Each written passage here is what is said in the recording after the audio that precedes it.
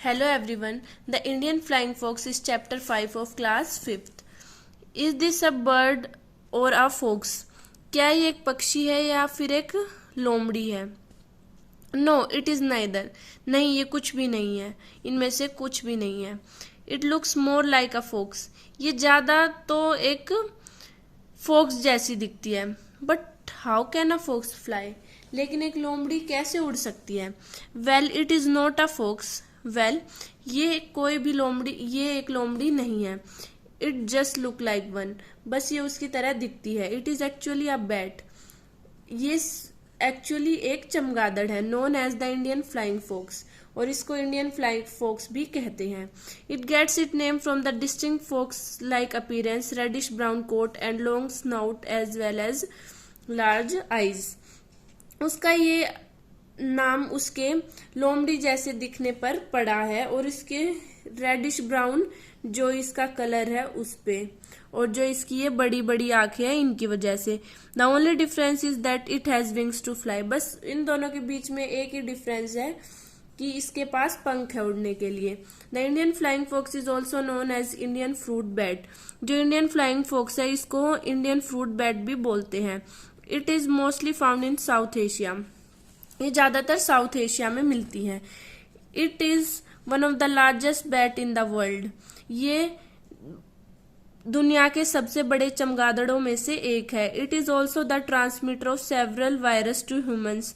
और ये ह्यूमंस में बहुत सारे जितने भी वायरस हैं, ज्यादातर वायरस इससे आए हैं ह्यूमंस के अंदर. How does it look like? वो कैसी दिखती है? वो कैसा दिखता है? The Indian flying fox is attractive in its appearance. जो इंडियन फ्लाइंग फोक्स है वो बहुत अट्रैक्टिव है देखने में.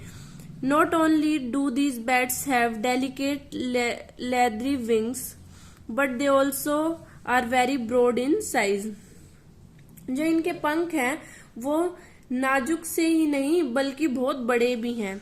दे have pointed ears and as mentioned earlier have long thin nose. इनके जो कान है वो बहुत पैने पैने हैं, और जैसा कि हमने पहले बताया इनकी एक लंबी सी पतली सी नाक भी है. Their skin is soft and red in colour. जो उनकी स्किन है वो बहुत सॉफ्ट है और लाल रंग की है.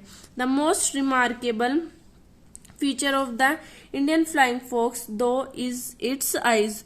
और जो सबसे ज्यादा हैरतअंगेज करने वाली है वो है इनकी आंखें. They have big and soulful eyes that would make your heart melt. उनके पास बड़ी बड़ी आंखें हैं जो तुम्हारे दिल को पिघला देंगी. दिल को पिघलाना मतलब ये नहीं है कि तुम्हारे दिल को सच में पिघला देंगी, बस तुम्हें वो अच्छे लगने लगेंगे. What does it eat? वो क्या खाता है? The main diet of Indian flying fox consists of fruits and berries. जो उनकी मेन डाइट है उसमें क्या इंक्लूड करते हैं? वो कुछ फल और berries. This is the reason why they are also known as fruit bats. इसी कारण से उनको फ्रूट बैट्स भी बोलते हैं. If you ever come to across bat that is gobbling a fruits with great relish you would know that it is a fruit bat. और अगर तुम्हें कभी भी कोई जो चमगादड़ तुम्हें फ्रूट खाता मिले बहुत मजे से, तो तुम जान पाओगे कि वो एक फ्रूट बैट है. They generally prefer to reside in trees that have an ample supply of food. वो ज्यादातर उस पेड़ पर रहना पसंद करते हैं जहां पर बहुत ज्यादा फ्रूट्स लगते हैं. Besides fruits these animal live on flowers, nectar and roots as they play an important role in pollination and dispersal of seed from the Pacific to Indian Ocean. और फ्रूट्स के अलावा भी ये जानवर फ्लावर्स खाते हैं, शहद लेते हैं, फ्लावर्स का रस को नेक्टर बोलते हैं, और जड़ें भी खाते हैं. वो पॉलिनेशन और सीड्स को इधर उधर करने में पैसिफिक ओशन से इंडियन ओशन तक लाने के लिए वो बहुत ज्यादा रोल प्ले करते हैं. मतलब कि जो पॉलिनेशन होता है, जैसे किसी मतलब कि कुछ बीज वगैरह जिस पे ये खाते हैं, जैसे फ्लावर्स पे, तो उनके जो बीज वगैरह वो उन पे उनके पंखों पे लग जाते हैं। तो जैसे वो पैसिफिक ओशियन से इंडियन ओशियन तक आते हैं, वो इस साइड उन बीजों को ले आते हैं, उनके पंख पर लग जाते हैं वो, और फिर वो इस साइड गिरते हैं तो वहां पर वो फ्लावर्स वगैरह उग जाते हैं। In fact they can fly over long distances among almost 37 miles in one single night, carrying fruits and seed with them। और वो मतलब बहुत लॉन्ग डिस्टेंस तक उड़ सकते हैं, कम से कम 37 मील एक रात में उड़ सकते हैं, और अपने साथ फ्रूट और सीड्स भी लेकर उड़ते हैं वो।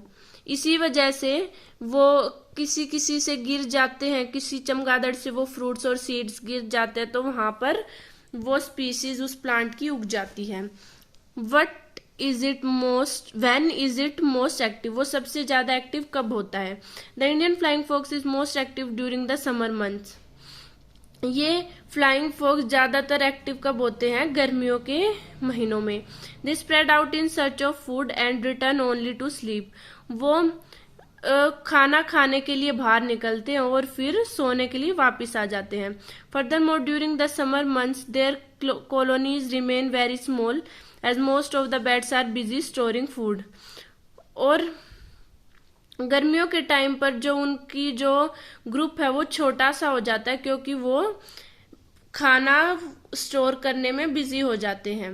However during the monsoon these bat remain in the trees with their colonies and the rainy season makes it difficult for them to fly, so they do not have so much during this season. और बारिश के मौसम में वो अपने पेड़ पर ही रहते हैं अपने ग्रुप में, क्योंकि बारिश के टाइम पर उनके पंख गीले हो जाते हैं पानी से, तो वो उड़ नहीं पाते, इसलिए उनके पास ज्यादा कुछ करने को नहीं होता इस सीजन में।